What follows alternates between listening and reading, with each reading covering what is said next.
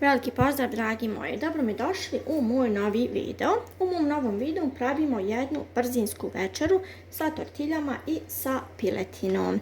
Večeras pravim rolnice sa tortiljama i piletinom koje ću nakratko da zapečem u rijedu. Znači urolat ću moje tortilje, napuniti sa piletinom, dodati kečap, majonezu ili ovu majonezu sa čilijem, ko šta voli, i premazati jajetom, posuti sa sustavom, nakratko zapeć u rijednu i znači bukvalno za 10 minuta dobijete ukusnu večeru koju ste napravili kod kuće. Evo ovako, ja ću da uzmem tortilje, vi uzimate koliko želite da pravite.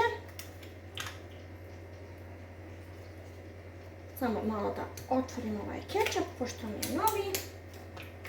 Ovako, ja vi koristim ovaj Tiffany kečap i on mi je nekako najljepši. Ovako.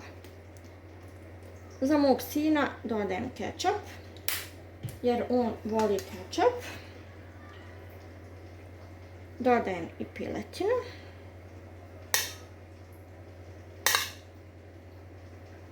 Ovako nećemo ni da pretjerujemo i previše da stavljamo.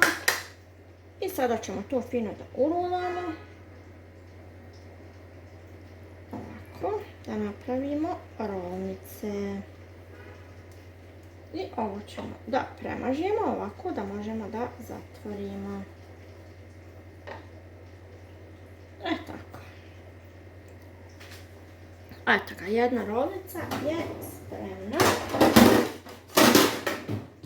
Stavite na tanjir, zatim idemo da stavimo drugu. U drugu ćemo staviti malo ove obične majoneze,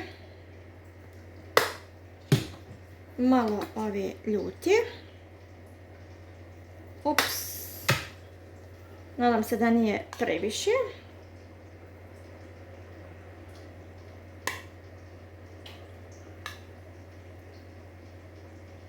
Tako. I naravno urolate u rolnicu.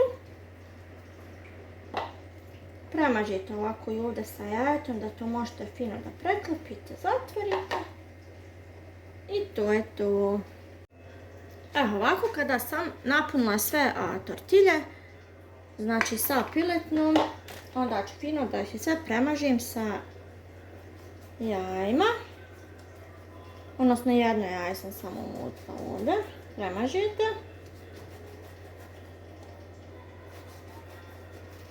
Prethodno uključite malo rijedu da vam se zagrije. Da se to može odmah fino zapeći.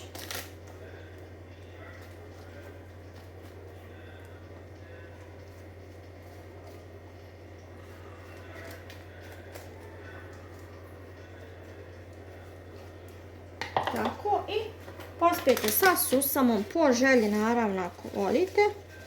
Ako ne volite, naravno da ne morate. Ovako mi ćemo samo malo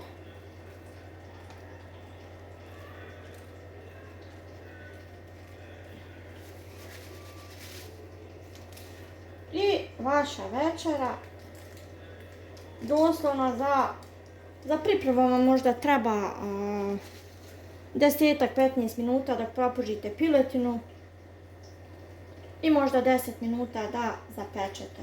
Znači, za 20-25 minuta dobijete super brzu večeru. Eto, sada ide u rijednu da se zapeče nakratko.